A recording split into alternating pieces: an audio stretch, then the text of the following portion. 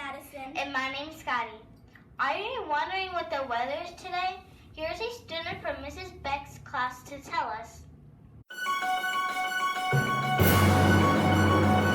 It's Caroline and I'm from Miss Beck's class. Thursday's weather will be mostly sunny and a high of 74 degrees.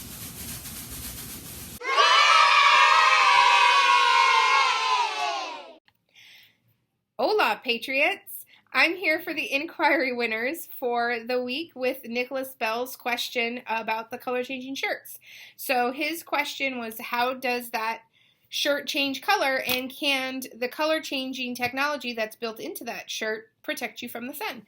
So I have our inquiry box here, so I'm pulling our winners. Remember, if you are a winner, you need to come see myself, Miss Harris, or Miss Warren in the hub, and we will get you your prize. Remember, if we're not there, to just come back, okay? So let's see. All right, our first inquiry winner is Daphne Freed in Miss Fasano's class. And so she said that in those shirts, they use a special chemical that is a dye that makes you see different colors, and that's how the shirts are made. And that the color-changing shirts cannot protect you, and that you still need sunblock. And her source was... oh, she said she used an expert. I'd be interested to know who her expert was. Next winner is Valissa in Miss Wood's class. She said that color-changing shirts can protect you from the sun. So that's different than what Daphne said. But she said it depends on the shirt's color. And then she talked about how the colors interact with the sun differently. So Valissa, she used Google for Miss Wood's class. And then our last inquiry question winner is from Miss Chandler's class, and it's Sadie. Sadie used Google. She said that the color of your clothing can affect how well you are protected from UV rays. She said in the shirts, they use a technology called thermochromic pigment, and that's how those shirts are made, to change color with heat or cold. So Valissa from Miss Wood's class, Sadie from Miss Chandler's class, and Daphne from Miss Fasano's class. You are our inquiry winners for this time around, so please come get your prizes in the hub.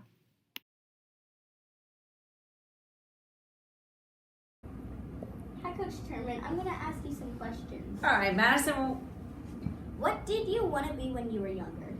Well, that's a very good question. I had a lot of things that I wanted to be, but I actually majored in recreation in school because I knew I wanted to do something fun. I knew I couldn't do an office job. So that was my goal, to have fun at work.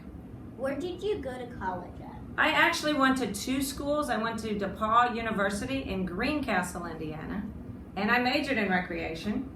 And then I did full-time tennis teaching for a while, and then I went back to school because I decided to be a teacher, and I went to the University of Cincinnati, go Bearcats, and I majored and I got my teaching degree. I heard you played tennis in college. What was it like? Playing tennis in college was the ultimate way to go to college because they actually paid me to go to college to play tennis. And I got a partial scholarship in tennis and academics. So I kept my grades up and I played tennis. And it was fantastic. So boys and girls, if you have an interest in sports or music, you could get a scholarship and they will pay for you to go to college. I got to travel all over the United States. I had my tennis friends are still my best friends. It was a lot of fun. What made you want to be a PE teacher? I wanted to be a PE teacher because I've always been interested in sports and I've always been interested in school. In fact, if I could have been a full-time student the rest of my life, I would have loved it. I could still name you all my teachers in elementary school, junior high, and high school. That's how much I loved tennis. I loved school. And I wanted to combine sports and school. And what a great job I have. So you're here. Thanks for the interview. Sure, thank you.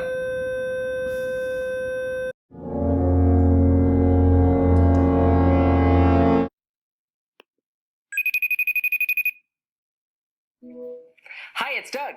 Here in the United States where I live, money is always dark green, like this. But in other countries, money comes in a lot of different colors. This is one of my favorites. It's money that used to be used in the Netherlands. Look how colorful that is. Or here's another favorite example. This one is green, but it's bright green. It's an old one from France. It's not worth anything anymore, but I like it because it has one of my favorite scientists on it.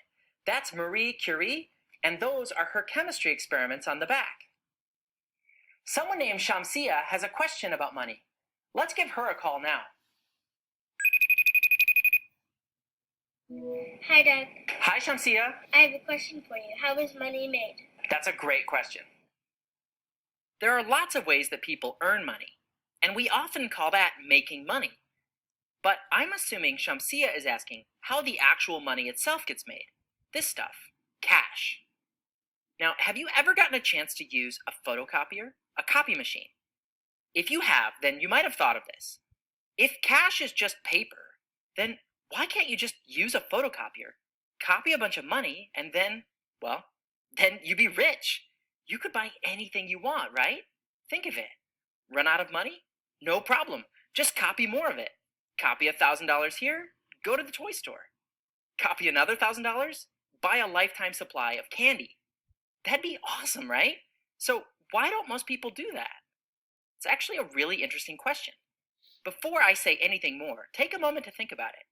Why don't people just photocopy money so they can have unlimited money?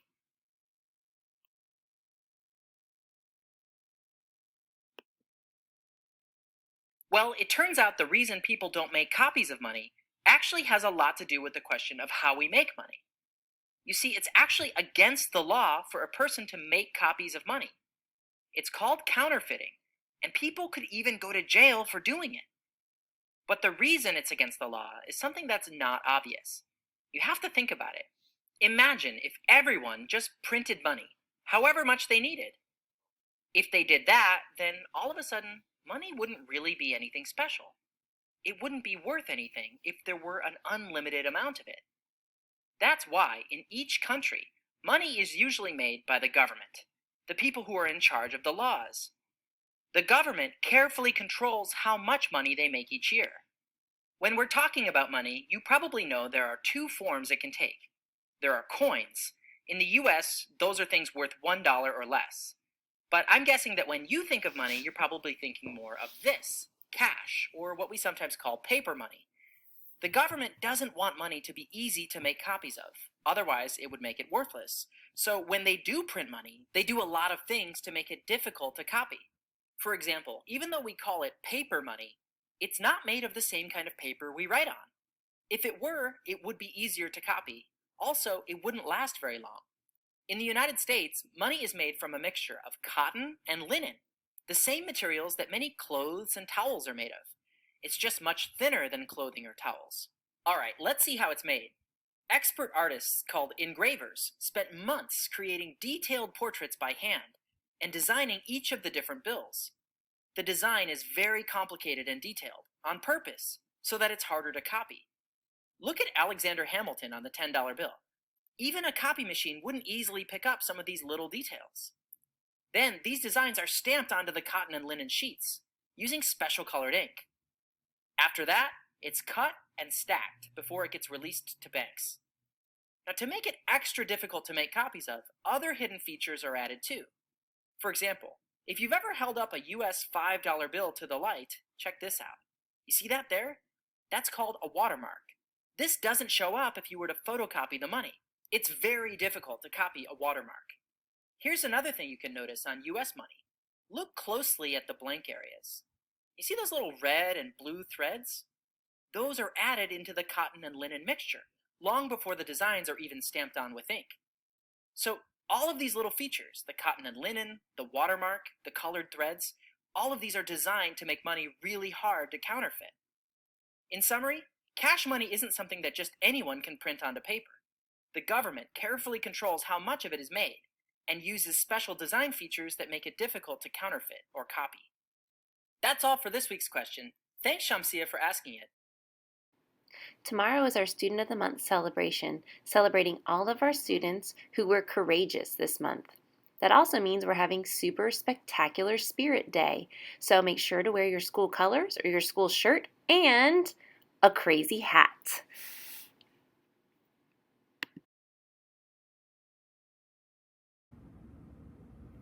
Please stand for the Pledge of Allegiance.